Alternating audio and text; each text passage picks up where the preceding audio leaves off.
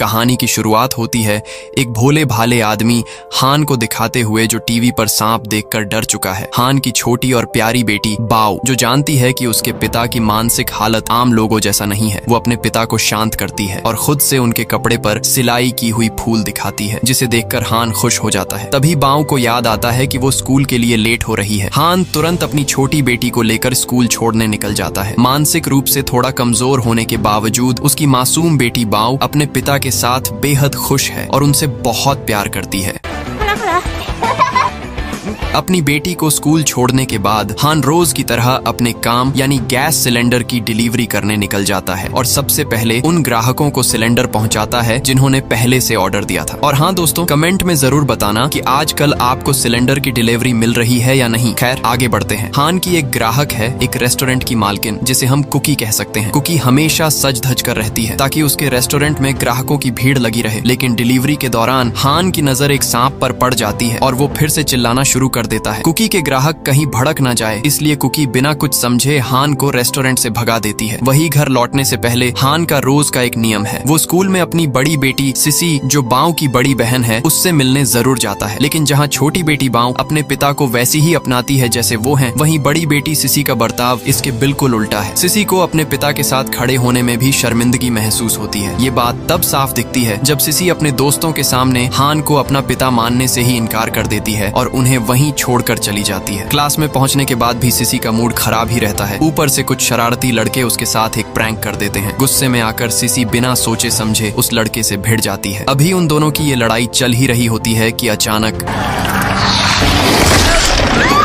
हाँ, वहाँ एक विशाल और भयानक अजगर जैसा सांप आ धमकता है। कोई नहीं जानता कि वो किस प्रजाति का दानव है। दूसरी तरफ हान जब अपने घर लौट रहा होता है तो शहर के बीचों बीच एक अजीब और खौफनाक हलचल देखकर दंग रह जाता है। अचानक सड़कें फटने लगती हैं और उन दरारों के बीच से एक और विशालकाय सांप बाहर निकलता है और लोगों पर हमला शुरू कर देता है।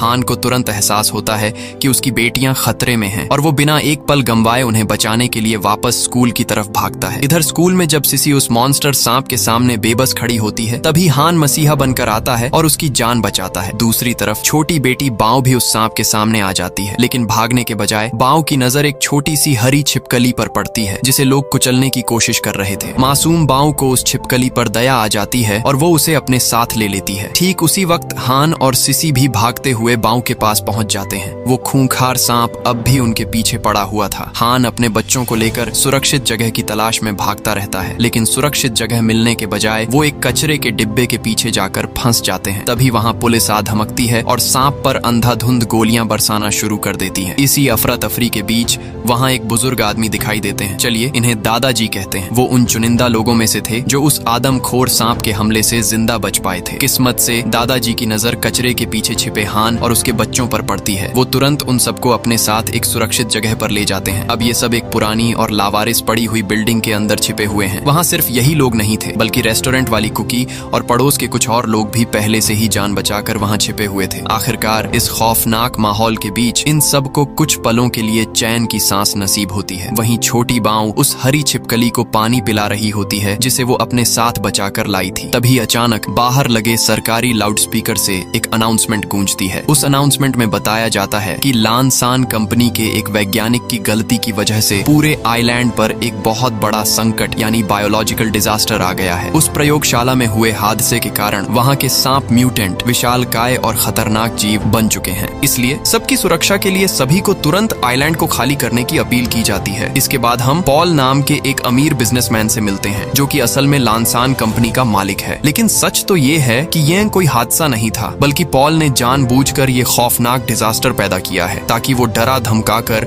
सभी स्थानीय लोगों को इस आइलैंड से भगा सके। उसका मकसद सिर्फ और सिर्फ अंधा पैसा कमाना है। पॉल इस पूरे आइलैंड को एनाकोंडा आइलैंड नाम के एक विशाल टूरिस्ट स्पॉट में बदलना चाहता है और इसके लिए उसने विदेशी टूरिस्टों को अपने मुख्य इन्वेस्टर के रूप में भी तैयार कर लिया है। और मानो ये तबाही पॉल के इशारों पर नाच रही है। दरअसल पॉल के पास एक ऐसा रेडियो ट्रांसमीटर है जिससे वो एक खास फ्रीक्वेंसी के जरिए इन सारे खतरनाक सांपों को अपने कंट्रोल में रखता लगता है और यही वजह है कि ये सांप इतने आदमखोर और हिंसक हो चुके हैं। इसी बीच हान और उसके साथ के लोग जैसे ही भागने की कोशिश करते हैं, पॉल के भेजे हुए सांप उन पर हमला कर देते हैं और चारों तरफ भागम भाग मच जाती है। सिसी और बाकी लोग तो किसी तरह एक सुरक्षित बिल्डिंग के अंदर घुस जाते हैं, लेकिन हान और छोटी बांव बाहर ही छूट जाते हैं और सांप उनके पीछे पड़ा रहता है। तभी वहां मौजूद शमशूल नाम का एक मतलबी आदमी अपनी जान बचाने के चक्कर में अंदर से दरवाजा बंद कर लेता है। वो हान और मासूम बांव को बाहर ही मरने के लिए छोड़ देता है।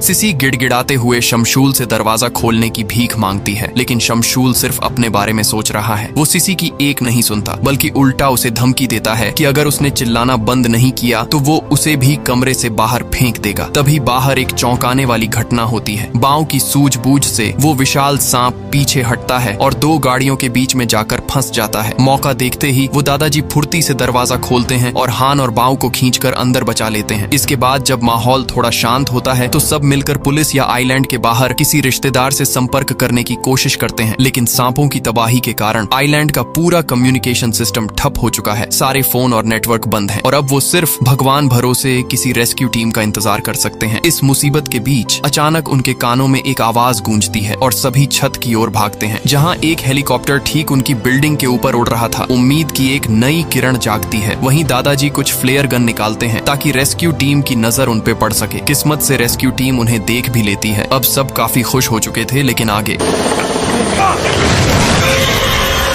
ये नजारा देखकर सब लोग घबरा जाते हैं और यहाँ से भागने के लिए किसी गाड़ी की तलाश में लग जाते हैं। वहीं हान को अपनी बेटियों की फिक्र सताने लगती है। वो नहीं चाहता कि उसकी मासूम बेटी बांव दोबारा किसी मुसीबत में फंसे, इसलिए हान एक बहुत बड़ा फैसला लेता है। वो एक जलती हुई फ्लेयर गन उठाता है और उस विशालकाय सांप का ध्यान भटकाने के लिए उसे अपनी तरफ खींचने लगता है, जिसके बाद वो रस्सी के सहारे बिल्डिंग से नीचे उतरने की कोशिश करता है, लेकिन खतरा अभी टला नहीं था।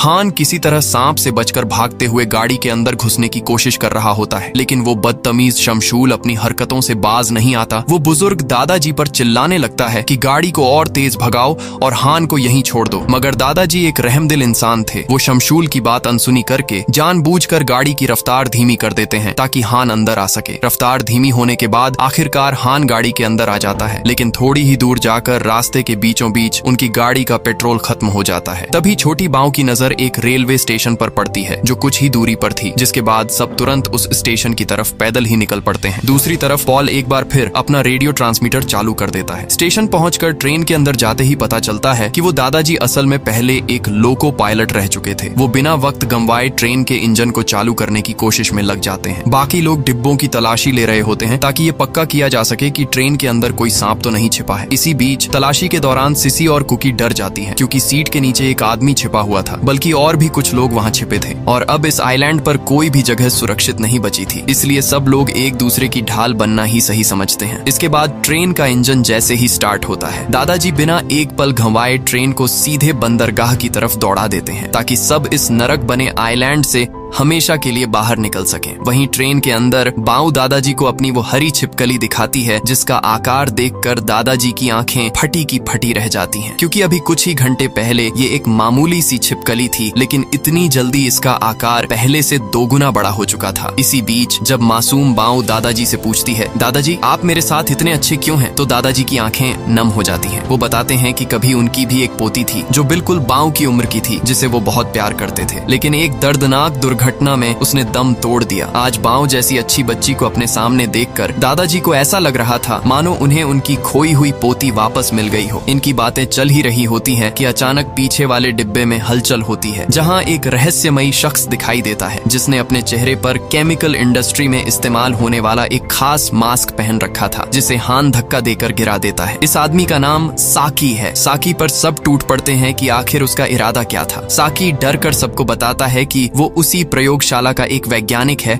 और वो अपने उसी आखिरी एक्सपेरिमेंट वाले जीव को ढूंढ रहा है जो लैब से भाग निकला है। और अब थोड़ा दिमाग लगाए कि वो जीव कौन था। वो जीव कोई और नहीं बल्कि वही छिपकली थी जिसे बाऊ ने पाल रखा था, और अब तो कुछ ही मिनटों के अंदर उसका शरीर और भी ज्यादा विशाल होने लगा था। साकी डरी हुई हालत में चेतावनी देता है कि इस छिपकली को इसी वक्त खत्म करना होगा, क्योंकि अगर इसे अभी नहीं मारा गया तो ये भी उन्हीं आदमखोर सांपों की तरह एक बेहद खूंखार और दानवाकार मॉन्स्टर मॉन्स्टर बन जाएगी। साकी की ये बात सुनते ही बाओ का दिल टूट जाता है और हान और बाओ दोनों ही इस बात का विरोध करते हैं, क्योंकि वो हरी छिपकली सिर्फ बाओ की बातें मानती थी और हान एक पिता होने के नाते कभी नहीं चाहता था कि उसकी बेटी का दिल टूटे। इसलिए उन सब के बीच बहस शुरू हो जाती है। अभी ये अनबन चल ही रहा होता है कि अचानक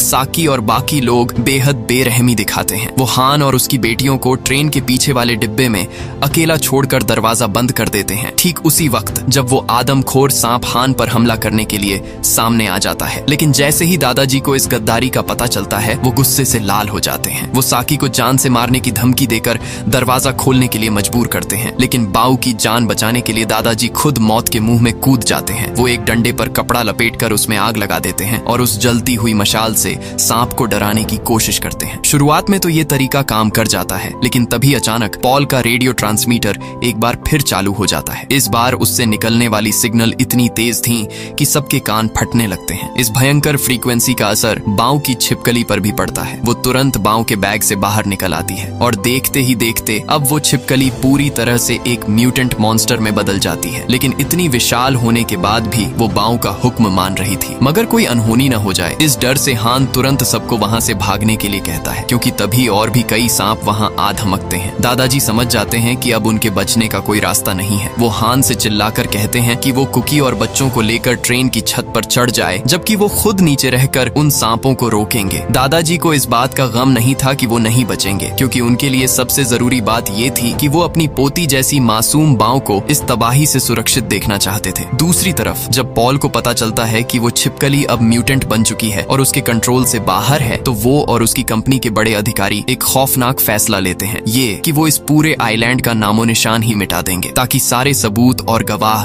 हमेशा के लिए दफन हो जाएं। इधर ट्रेन के छत से दूसरे डब्बे में वापस लौटने के बाद साकी, जिसने वॉक टैप कानों में लगा रखी थी, वो सबको पॉल का इरादा बता देता है और उन्हें जल्द से जल्द प्रयोगशाला की तरफ चलने को कहता है, ताकि वो वहां से मदद बुला सके। लेकिन जैसे ही सब वहां से निकलने वाले होते हैं कि तभी एक ऐसा सांप सामने आता है जो पहले वाले सांपों से भी कई गुना ज्यादा विशाल और भयानक था। इस बार अपनी जान से प्यारे बच्चों के लिए हान खुद को कुर्बान करने का फैसला करता है। भारी मन से वो अपने बच्चों की जिम्मेदारी कुकी को सौंपता है और उस दानव का सामना करने के लिए अकेले ही ट्रेन की छत पर चला जाता है।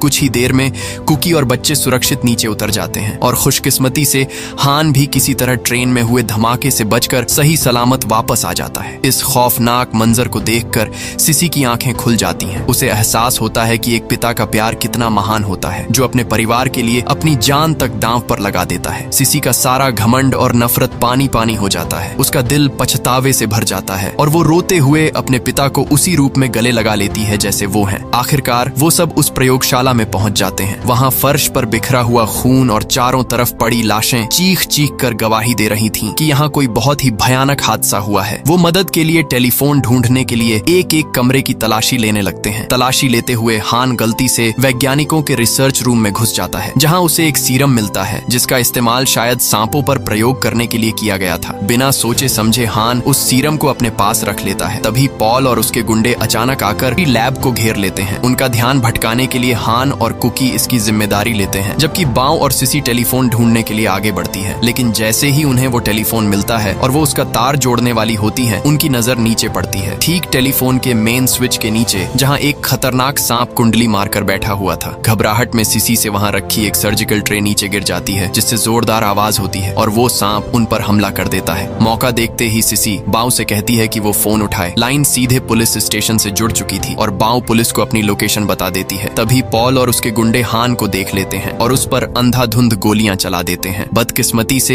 एक गोली हान के शरीर के नाजुक हिस्से पर लगती है और वो लहूलुहान होकर वहीं गिर पड़ता है। मौत को करीब देखकर हान को अपनी जेब में रखे उस सीरम की याद आती है और जब उसे बचने का कोई और रास्ता नहीं सूझता तो वो अपनी जान की बाजी लगाते हुए उस खतरनाक सीरम को अपने ही शरीर में इंजेक्ट कर लेता है, बिना ये जाने कि इंसानों पर इस सीरम का कितना भयानक अंजाम हो सकता है। और लीजिए, अब हमारे सामने था हान, जिसके पास अब साधारण इंसान से कई ज्यादा ताकत आ चुकी थी। हान ने पलक झपकते ही पॉल के एक एक गुंडे को धूल चटाना शुरू कर दिया, यहाँ तक कि खुद पॉल भी अपनी जान बचाने के लिए उसके सामने गिड़गिड़ाने लगा, क्योंकि हान ने गुस्से में आकर पॉल का कान ही चबा डाला था। लेकिन ये ताकत अपने साथ एक भयानक कीमत लेकर आई थी। वो सीरम हान की इंसानी चेतना और सोचने समझने की शक्ति को धीरे धीरे खत्म कर रहा था। हान को एहसास हो गया कि वो बहुत जल्द पूरी तरह होश खोने वाला है और एक बेकाबू मॉन्स्टर बन जाएगा। इसलिए अपनी बची कुची होश से वो तुरंत बाव और सिसी के पास पहुंचता है और कुकी से चीख कर कहता है कि वो बच्चों को लेकर इसी वक्त इस बिल्डिंग से बाहर निकल जाए। हान वहां पड़े पुराने कपड़ों को आपस में जोड़कर एक लंबी रस्सी बनाता है और अपनी जान पर खेलकर उन सबको खिड़की के रास्ते बिल्डिंग से नीचे उतार देता है। कुकी और बच्चे जैसे ही नीचे पहुंचते हैं और इस आइलैंड से भागने की तैयारी करते हैं कि तभी वहां वो बड़ा अजगर आ धमकता है, जिसका आकार इस बार पहले के मुकाबले कहीं ज्यादा विशाल और खूंखार था। इसी बीच खून से लथपथ पॉल भी नीचे आ जाता है और अपनी आखिरी चाल चलते हुए उस रेडियो ट्रांसमीटर को ऑन कर देता है ताकि वो सांप कुकी और बच्चों का काम तमाम कर दे। लेकिन अब पासा पलट चुका था। वो सांप अब किसी के कंट्रोल में नहीं था। बच्चों पर हमला करने के बजाय उस आदमखोर सांप ने उल्टा पॉल और उसके असिस्टेंट को ही अपना निवाला बना लिया और दोनों को तड़पा तड़पा कर मौत के घाट उतार दिया। तभी सही मौके पर बाऊ की वो म्यूटेंट बन चुकी छिपकली वहां मसीहा बनकर आती है और उस विशाल सांप से भिड़ जाती है। हालांकि वो सांप उस छिपकली को भी पटक कर बेहोश कर देता है, लेकिन मौके पर सिसी लैब से फ्लेम थ्रोवर उठा लाती है और उस दानव सांप पर आग की लपटें बरसाना शुरू कर देती है, जिससे वो पीछे हटने लगता है और आगे हाँ, वो छिपकली अचानक खड़ी हो उठती है और एक ही बार में उस खूंखार सांप का खेल खत्म कर देती है। लेकिन इस लड़ाई में वो भी बुरी तरह घायल हो चुकी थी और अभी भी बाऊ को अच्छे से पहचानती थी। तभी वहाँ रेस्क्यू टीम आकर उस लैब को पूरी तरह नष्ट कर देते हैं और इसी तरह इस खौफनाक मंजर का अंत होता है। इस भयानक बायोलॉजिकल डिजास्टर के कुछ दिनों बाद आइलैंड के बचे हुए लोग अपने इस तबाह हो चुके शहर को फिर से सुधारने में जुट जाते हैं। उधर छोटी बाऊ और उसकी बड़ी बहन सिसी अब अपनी नई जिंदगी की शुरुआत करती हैं। वहीं कहानी के अंत में हमें पता चलता है कि वो दादाजी भी जिंदा है। साथ ही उस सीरम ने हान को एक मॉन्स्टर बनाने के बजाय उसके दिमागी हालत को बिल्कुल ठीक कर दिया था। तो दोस्तों, ये कहानी कैसी थी कमेंट में जरूर बताना और एक लाइक भी कर देना। तब तक